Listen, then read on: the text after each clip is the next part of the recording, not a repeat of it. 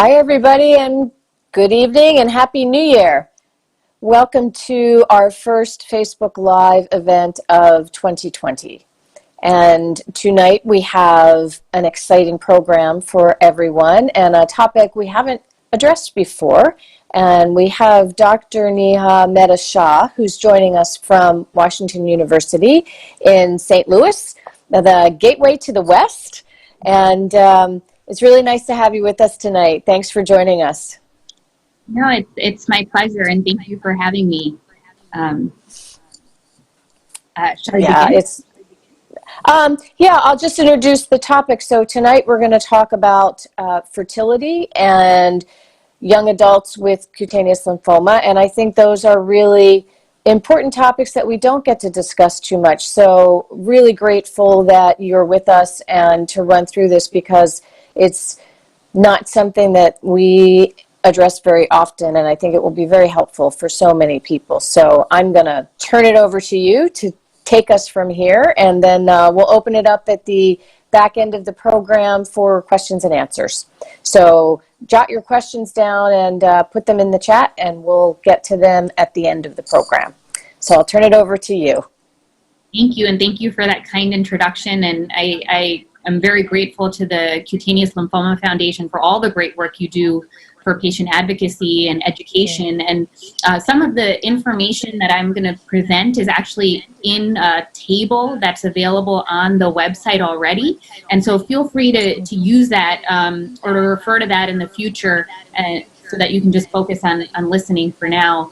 I'm Neha Mehta. I'm an assistant professor at WashU in St. Louis. And I lead the cutaneous lymphoma program in conjunction with my colleague Amy Musick here. And I hope I was asked to speak on the topic of what's important for young adults who have cutaneous lymphoma, and specifically about fertility. So I'll talk a little bit about cutaneous lymphomas and their prognosis, which is a particularly important issue for younger people. What are options for classes of treatment, and how do these options for treatment affect your choices about childbearing and other issues that may pertain to younger patients with CTCL. As a disclaimer, I'm not a reproductive endocrinologist or fertility doctor. I'm not a pediatrician. I'm an adult medical oncologist. And our colleagues in those arenas also have very valuable insights about some of the questions you might ask. So just as a briefer, many of you know about cutaneous lymphomas, but they come from lymph cells. So lymph cells are part of your body's blood system that has multiple components. You have red blood cells that carry oxygen, platelets that are involved in blood clotting, and white blood cells that are involved in fighting infection. And the lymph cells are just one component of them, and T lymph cells are just one component of the lymph cells. And these are all important in regulating the immune system. And so they go everywhere in the body, just like just to survey the immune system, survey the body for infections or potential. So there are many white blood cells that live in the lymph nodes. This is just a picture of where lymph nodes lie in the body, and all those green dots represent areas of clusters of lymph nodes. But they basically line where your blood vessels are. But just as you have lymph nodes fighting against infection, you can have lymph cells in the skin or in other parts of the body to help combat infection in those spaces. So lymphomas can occur in any organ system in the body. That includes the lymph nodes, but also includes the bone marrow, the GI tract, the central nervous system, and in this environment, very specifically, can also affect the skin. So cutaneous lymphomas are lymphomas that are primarily in the skin. Sometimes they can be in lymph nodes, and sometimes they can be in the blood, and very rarely do they affect other organs. And there are over 20 different types of cutaneous lymphoma, but the vast majority come from the T as in Tom cells. And mycosis fungoides and Sézary syndrome are the most common forms of cutaneous lymphoma that we see. And most of the time, these diseases are limited to the skin, which means that, and they're treatable, but not curable. And so the goal of the treatment is to improve the quality of life of the disease. And the quality of life on treatment should be better than your quality of life off of treatment. And we firmly believe that. And asking patients about their quality of life and their impressions of how their treatment affects them and how the disease affects them is really important in choosing therapy, especially because we know that some people will be on a certain therapy for a very long time. So as I mentioned, the most common types of cutaneous lymphoma are mycosis fungoides, and the second most, and Sézary syndrome, the second most common type actually comes from the B as in boy cells, or cutaneous B-cell lymphomas, and those are called primary cutaneous follicle center cell lymphoma and primary cutaneous marginal zone lymphoma. But this smattering is just to show you the list of all the other types of cutaneous lymphoma that we see. And then you can see here that the next part of the table shows what we call the 5-year disease control interval. And what you can see is that for most patients, they have good disease control for a long time. And most people don't die of their disease. So many people with cutaneous lymphomas live a normal lifespan, and the questions that we have are how to control the disease in a way that is tolerable to the patient. So most patients with CTCL, or cutaneous T-cell lymphomas, are diagnosed with early-stage disease. To us, that means that they have limited patches or plaques on the skin, so that's thin lesions on the skin or thicker lesions on the skin. And we think that when you look at others their age, they have a totally normal life expectancy. So again, to re-emphasize, the treatment is geared towards symptom control that improves quality of life, and we don't want the treatment to be harder than the disease. So what about younger people specifically with cutaneous T-cell lymphoma? The average person who's diagnosed with cutaneous T-cell lymphoma is in their 50s or 60s. 10% of people with this disease are diagnosed under the age of 40. The good news is that even for people who are younger, the prognosis is still very good. The 10-year survival for patients under the age of 30 has been found to be above 93, 95%. The vast majority of people are living very long, healthy lives. There are lots of treatment, and I think even amongst oncologists or other cancer doctors, we get lots of questions about how to choose treatment for patients, individualized treatment for patients.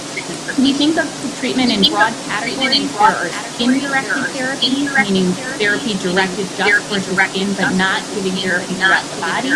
And then there are therapies that go throughout the body to treat cancer outside of the skin, as well as in.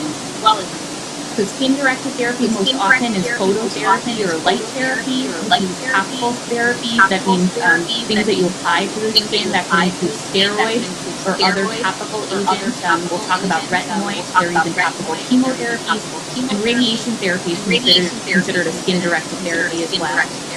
In terms of systemic therapies or therapies that go throughout the body, we think about chemotherapy, we think about photophoresis, which is treating the blood with light through a special machine where the blood is removed out of the patient through an IV, circulated through the machine that treats the blood with light and then returns the blood back to the patient.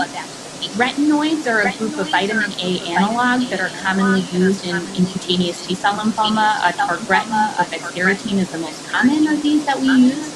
And then there's antibody therapies such as mogamulizumab for the treatment of CTCL. Histone deacetylase inhibitors are medicines that modulate the way that genes are expressed in the cancer cells. And the common examples of that are romidepsin or vorinostat. And then interferon is a chemical that your body needs to help fight infection, and this can be harnessed to also treat CTCL. And immunotherapy, or medicines to boost the immune system to fight the cancer, are being increasingly studied in CTCL as well. So how, you have so many options for treatment. How do we make decisions on which treatment to choose for which patient? And we try to make this in a very personalized manner. And we try to look at how much disease the patient has, what is the quality of life with the disease, what are their treatment options and their tolerability. And logistics is also an important consideration. Sometimes certain therapies require coming multiple times a week, and that's not feasible for some of our patients, and that's an important consideration and an important quality of life consideration too. And because we want to make sure that we keep life on treatment better than life with the disease, we consider all these aspects, and fertility is also an important aspect to consider. So if you think about just about fertility in cutaneous lymphoma, there's very limited data specific to cutaneous lymphoma regarding fertility preservation, contraception, pregnancy, and lactation. So we often get this information when these drugs or these modalities of treatment are used outside of cutaneous lymphoma to get information about what the implications are for fertility, pregnancy, and lactation. And drugs that, when I talk about personalization or decisions surrounding fertility, I think there are two major buckets to consider. One is how being on a medicine impairs your ability to conceive a child. So are you going to be less able to conceive a child because you're on a certain medicine or chemotherapy? And then the next consideration is being on that medicine while you conceived a child going to result in birth defects or damage to the child? So there are drugs that may impair your ability to conceive children, and there are other drugs that might be harmful to the fetus if you're on them while you conceive a child. So I'm going to go through some of the common types of treatment that we use and what information there is on fertility on these. And these are actually summarized very nicely in a table that's available on the CLF website that we can also direct you to, that outlines these and also has some of the links about the levels of evidence and the references for them if you ever wanted to look at those.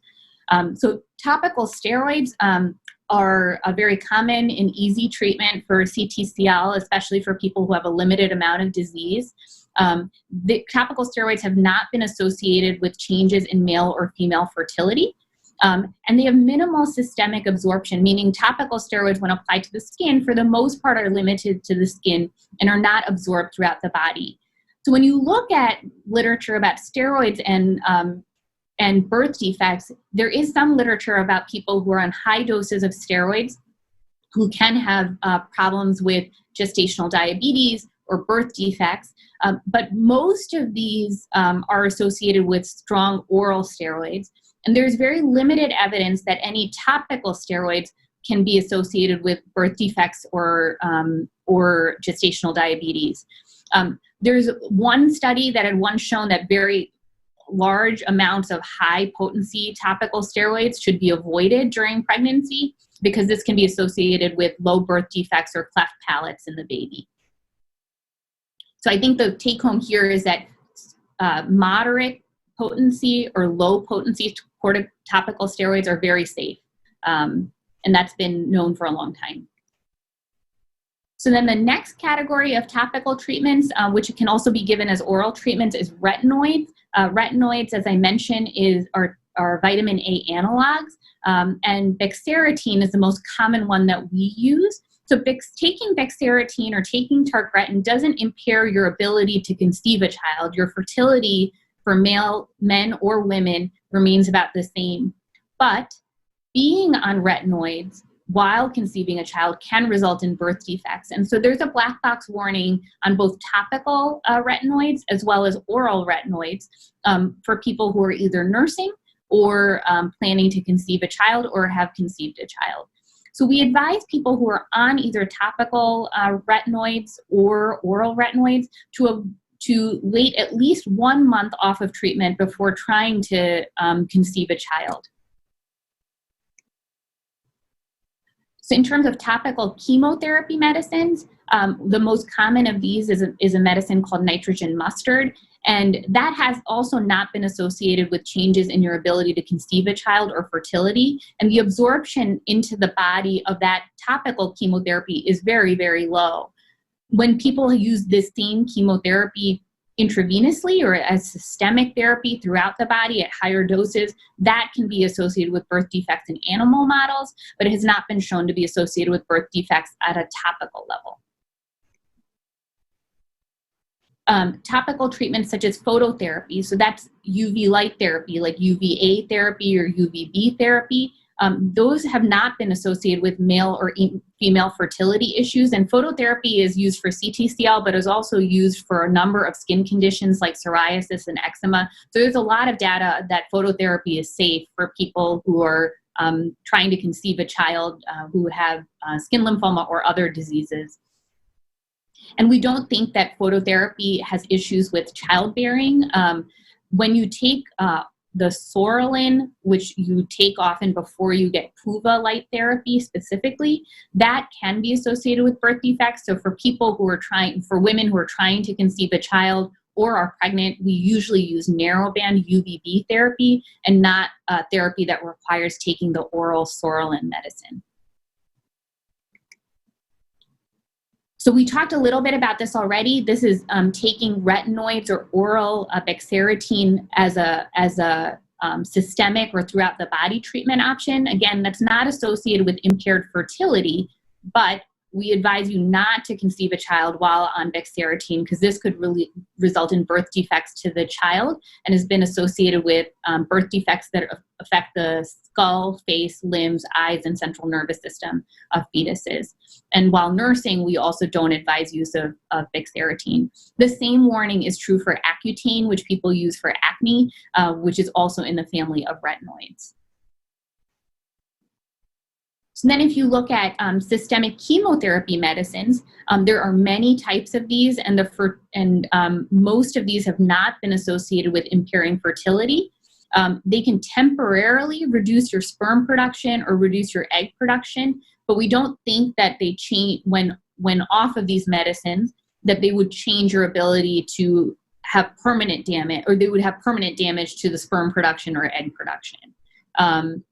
There are other chemotherapies used for other lymphomas that are associated with fertility deficits, but the ones we commonly use for cutaneous lymphomas do not. But we know that being on chemotherapy throughout the body can be harmful to a fetus. And so while you're on chemotherapy, we advise you not to conceive a child. And oftentimes we'll talk about using multiple barriers of protection for contraception. And we advise, most people will advise to continue contraception for 1 year after completion of therapy or being off of these medicines before trying to conceive a child.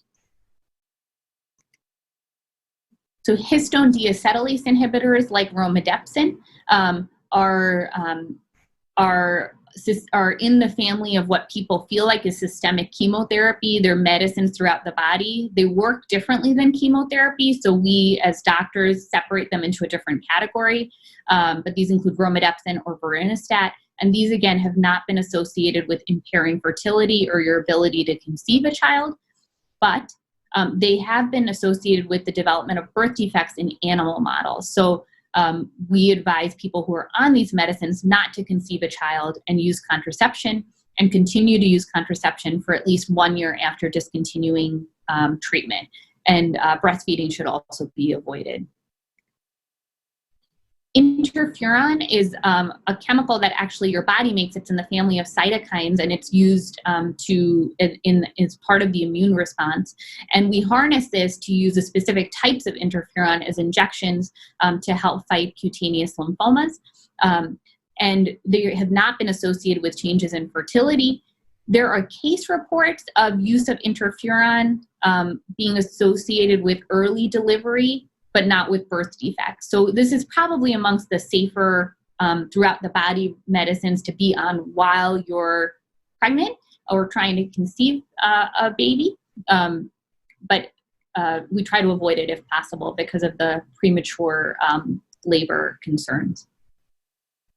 Immunotherapy or medicines to boost the immune system to fight the cancer have been studied in cutaneous T-cell lymphoma. The most common has been pembrolizumab, has been the best studied. And pembrolizumab also is not associated with changing your ability to conceive a child, men or women. But it has been associated with developing immune disorders in the fetus or in animal models. We know that these medicines can cross the placenta, and we think they can lead to autoimmune diseases in the fetus, meaning the new fetus's immune system reacts against itself. to cause problems or inflammation in certain organs of the body. So we advise contraception while you're on treatment with immunotherapy and for at least 4 months following treatment. So what can you do for infertility? And I would advise you, this world is changing so quickly and in the best way possible, that there are more and more options to have regarding fertility. So for males, we advocate sperm banking. Sperm banking tends to be relatively cheap and very easy to do. There's little harm and very minimal logistics in trying to arrange this. You do have to get HIV testing and hepatitis testing before you're able to sperm bank. And there are multiple public sperm banks and private sperm banks, and we'll talk about some of the options for financial assistance for sperm banking. And then other options for fertility preservation in men are being studied in clinical trials, but are not currently available standardly. In women, there are multiple options. You can preserve an embryo. So if you're in a position of having a sperm donor and the ability to create an embryo, you can cryopreserve the embryo and allow for reimplantation of the embryo in the future. This is amongst the most successful methods of fertility preservation. There's cryopreservation of oocytes. So they basically freeze your eggs and then keep those without having fertilized them. And that's also increasingly used in women. And in our hospital, we're able to usually take someone for ovocyte harvesting within a week or two as well. So it can be done relatively quickly. It used to take a long time to arrange for this, but now I think the technology has improved significantly. Some people will consider ovarian suppression. So there's more data for aggressive lymphomas for patients who get combination chemotherapy that has a higher rate of impairing fertility permanently, for using injections to suppress the ovaries to increase fertility. The best data for this is actually in breast cancer, but there's some data in aggressive lymphomas. But that would be something to consider, although most of our chemotherapies don't cause significant permanent infertility, and so we don't commonly use this. And there are also options for harvesting the ovary itself and freezing the ovary itself, or transplanting the ovary, and this has been recently become much more mainstream as well. So I would say, especially for young people who have cutaneous lymphomas, if you have questions about infertility, we strongly encourage you to meet with a reproductive endocrinologist to discuss your options that are specific to you and your family, because everybody's situation is very different and everybody's wishes are also very different. The other thing I'd like to highlight is that there are programs to help people financially for fertility preservation if they're going through cancer treatment. And one of the organizations that does this is the Livestrong program, and they have grants for patients who meet certain income thresholds. This could be for male or female infertility. And I know our reproductive endocrinology colleagues are very familiar with helping people apply for the Livestrong program successfully. So, one of the questions we get is, how do I get this lymphoma, especially for people who are young? Most lymphomas originate by just a mistake in the normal replication of lymph cells as they learn to fight an infection or inflammation. And in CTCL or cutaneous lymphomas, we don't think there's anything you did or didn't do to get this lymphoma, which means that there's not a genetic link that to this lymphoma that we know of. And so we don't think that if you have lymphoma, your children or your brothers or sisters or parents are at higher risk of getting cutaneous lymphomas. And that's what I had prepared today to talk about, and I'm very open to hearing what questions you all may have. And this is some of my contact information, which is also available at the WashU Siteman Cancer Center website. Thank you for listening. I learned something new, and I so wish that we had all this information when I was first diagnosed 30 years ago, because nobody even that didn't enter anybody's mind. And it's exciting to see how far all of the technology has come in this arena, and then also how well versed you are and others seem. Oh, you can't hear me. Oh dear. Mike, I think we might be having some technical difficulties. Hang on. Okay. Susan, I will check into that. I'm not quite sure why. Okay. I couldn't Don't know what happened. hear you. Stand by a moment here. Okay. Hang on, everybody. Hopefully you can hear us. We're working on our technical difficulties. But we got through the presentation. That's a good thing. Yeah, Susan, do you want to chat about some of the other upcoming? Do you want to chat Ah, about there some of she the other? goes. No, she can't hear you. Yeah. Why don't you She chat about can't some of hear the me. upcoming Cutaneous Lymphoma Foundation events? I can't tell if others hear you though. Can others hear you? Yes. Yes. You can't hear me. Okay, so Susan, do you want to chat about some cutaneous Yeah. lymphoma, the website and things for now? Okay, go ahead.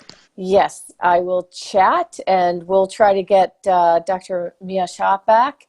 And so, oh my gosh, as always, excuse us for technology. It always is something that we have no control over. So we'll get her back as soon as we can to answer questions. But just to let everybody know, I'll do my little wrap up now, and then we'll come back to the questions, I hope. And if not, we'll try to answer the questions off camera later and post them on the website if we need to. So our spring programs are coming up. We'll be in the LA area for an Answers from the Experts program on Saturday, April the 4th. And then we will be doing a joint Canadian-US program in Niagara Falls on the Canadian side of the falls on April 25th. And we're also coming to Iowa City in May, and we're working on getting a date finalized for that program, so check back on the website. We should have that date up soon, but excited to come to Iowa. We have never been able to do a live patient education program in that whole state, so we're thrilled to be able to come and be with the clinicians there. And of course, then our big 2-day patient conference we'll be hosting in Reston, Virginia, which is right outside of Washington, D.C. And that is the last weekend in July. And we hope everybody can come. We're working on creating a really innovative and exciting program this year, a little bit different from last year and a little bit different from the one that we had in D.C. 2 years ago. So some new information, some new presenters, and a little bit different format, which all of you have given us great feedback about the program and how we can make it better. And I hope that we're able to bring that, those kinds of changes to you so that we have a more interesting and different kind of program that meets what you're looking for. And then, of course, we'll be continuing our monthly Facebook Live programs every month through February, March, April, and May. We're going to take a break in June, and then we'll be back. And let's see, Mike, how are we doing? I can hear in the background. Let's see, how good is my AM DJ? I'm not sure. Well, maybe some people don't even remember AM DJs when it was all about talk radio. Let's see what else is going on that I can share with you. I will be headed to the annual T-cell forum this weekend, which is a scientific meeting and all about all the different T-cells. Mike? Yeah, Susan, just stand by where we're close to getting her back in. Okay. Hang in. All right, guys, hang in there with us. Sorry for the delay and the technical difficulties. Doing our best. That's when technology always can throw us a little loop. Neha, are we back? Bima, Bima. We can hear her. She can't hear us yet. Oh, there we go. Can you hear me? Yes? I can't hear you. Huh, I don't know why. That's so strange.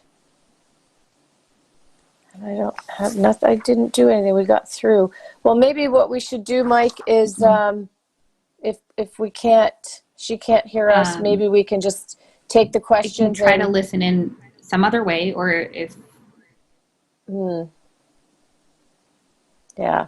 Maybe we could just take the okay, questions. I'm going to relay the questions to the doctor by phone, Susan. So go ahead and okay. Let me put the first question on the screen, and then you can relay it, Susan. Okay? And then. Okay, and we'll see how we do. I had a place on my leg that came back spongiotic dermatitis a few years ago. Is this anything concerning? Yeah, so there's lots of entities that are inflammatory skin conditions that can look like cutaneous lymphoma, but are not always cutaneous lymphoma. And so I think if you're very concerned, I would talk to your dermatologist about it, to talk about where that biopsy was interpreted, because there is some difference in the way that the biopsy is interpreted from one place to the other. But spongiotic dermatitis is a much more common disease or situation than cutaneous lymphoma. Great, thank you. Okay, and my daughter is 13, and they have seen a specialist, and she is a dermatology nurse. However, this diagnosis is more foreign to the doctors she's in contact with. Yeah, so the we had this situation actually recently, even at our large academic center. Most pediatricians are not as familiar, or pediatric dermatologists are not as familiar with this disease, and so we had met with the young adolescent who had this disease, just to shed a little bit more light and more education. And I think places like the Cutaneous Lymphoma Foundation can help direct you to experts who have dealt with younger people with this disease throughout the country. Fortunately, people who are young with this disease do very well, and not everybody even needs treatment throughout the body. And so there are lots of options. And I would encourage you to meet with someone who has some experience with this, or for your dermatologist to meet with, or to speak to someone who has some more experience with this. Mm-hmm. Great. And I got diagnosed with cutaneous B-cell marginal zone lymphoma at age 33, but had places in my skin since age 26.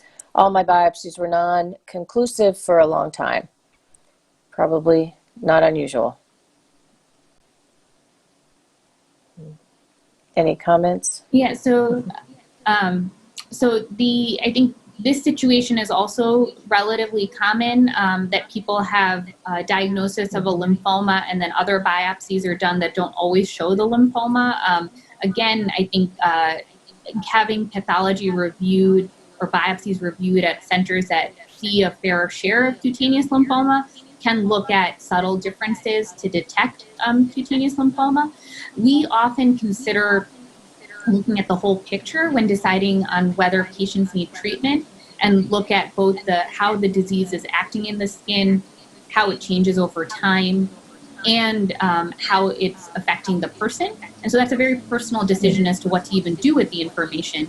But sometimes expert pathology review can help guide that decision. Great question. Okay. Is there any evidence that pregnancy is associated with recurrence or onset of CTCL? I had Cd4 positive CTCL tumor that was treated with radiation that began when my baby was 6 months, and now she's pregnant again 1 year later, so she's concerned. Good question. Well, congratulations. And there's not any knowledge as of now that pregnancy changes the course of cutaneous lymphomas. We know that the body goes through lots of changes in pregnancy and lots of changes in the immune system, but none of them have been associated directly with the development of cutaneous lymphomas or other lymphomas to our knowledge. Great. Okay. Is my child's prognosis worse if they're diagnosed so young? Good question. Yeah, this is an excellent question and one that we get all the time, especially from young patients. There is actually no evidence that young people do worse with this disease than older patients. In fact, it may even be the opposite, that younger people with the disease actually tend to do better and better for longer. And so just because you're diagnosed with CTCL or cutaneous lymphoma at a young age does not mean that you're at very high risk of dangerous things happening to your body, although you may need treatment on and off for your life. Right, right. Good point. Let's see. Next. We're working on the questions here, folks. Give us a second. Okay. If I have one child with cutaneous lymphoma, will any other children have it too? Good question. That's also an excellent question. The likelihood is no, they shouldn't. We've had very rarely a father and a son who both have cutaneous lymphoma. But there's no genetic link or things that you can inherit from your mom or your dad that puts you at risk of cutaneous lymphoma. And so we don't think that having one child with cutaneous lymphoma puts another child at higher risk of cutaneous lymphoma. Great, great. Is treatment different for children who are diagnosed? That's a terrific question. I think we think more about the long-term effects of a particular treatment when we're dealing with young people. So, in older people, we may not that their lives and their comorbidities are not important, but when you're thinking about someone who's going to live the next 40 years, 50 years, 60 years of their life, potentially on and off treatment, we think about the cumulative side effects of a treatment even more critically. And we also recognize that we want people to live their lives with this disease, and that means for young people going to school and for going to college and pursuing their careers. And sometimes the logistics of therapy are really important to consider in that patient population where people are in a unique life phase. And so we think about all those things differently. So for patients who need treatment throughout the body, we certainly do that. But we're cautious about what the implications of being on those medicines longer term might be, or what side effects they might have longer term. Okay, Susan. That's so great. I think those are all the questions, Susan, that we received from the audience. Okay. So Okay. you can go ahead and one more was just added. Let me just one grab more. that. Okay. Hillary just came in right here, so let me grab that and send that All right. Hang in there, everybody. One more question. Wait till we get that. Okay. Some doctors say LYP is a form of cutaneous lymphoma, and some do not consider it cutaneous lymphoma. What are your thoughts? Yeah, that's actually a really good question too. So what this patient or advocate was discussing is a diagnosis called lymphomatoid papulosis. So those are patients who have lesions on the skin. Sometimes they're nodules, or sometimes they're tumors, and sometimes they're just smaller patches.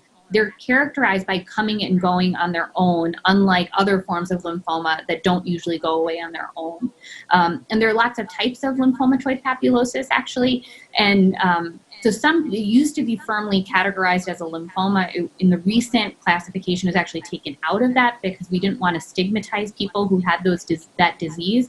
And we know that disease does not usually cause other dangerous side effects or go in other areas of the body, which is what we think of in most cancers. They have the potential to do that and get labeled as cancers. So I think it's on the spectrum of things that can mimic cutaneous lymphomas. We certainly follow patients in our cutaneous lymphoma clinic who have lymphomatoid papulosis, as I know other centers do as well. But we don't think of it in the same category as mycosis fungoides or Sézary syndrome. Great. All right, Susan, Great. those are all the questions. We're So if good? you want to, Okay. Susan, if you want to thank Dr. Mehta Shah, and we have a sponsor slide as well. Yep, great. Yes. So thank you so much for joining us tonight. I know you can't hear me. So we're going to say goodnight to Dr. Mehta Shah. I think this was a great conversation and really appreciate your taking the time this evening. And I'll have to send her an email because she can't hear me. So thank you.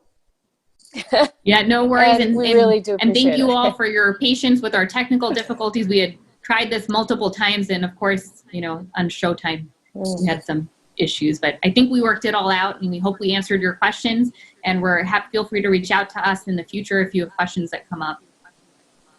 Great, great. Thank you so much. And we appreciate everybody's time and attention and patience with us tonight. And we also thank all of our supporters for making this program and all of our monthly programs possible, because we couldn't do it without them. And we really do appreciate it. So thanks everybody for joining us, for your great questions. As always, we love to get your feedback too. So if you have some thoughts and ideas on topics you'd like to hear about in the future, let us know. We're always looking for new topics to have a conversation.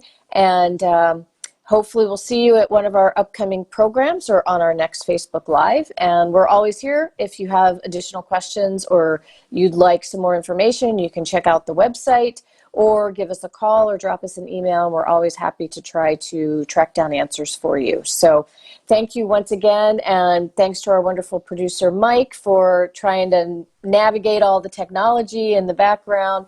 Really appreciate that, Mike, and our program manager, Hillary Romke, who also is working background to manage the questions and manage everything behind the scenes. So with that, I will say good night and thank you, and we'll see you next month. And Dr. Mehta Shah, thank you so much.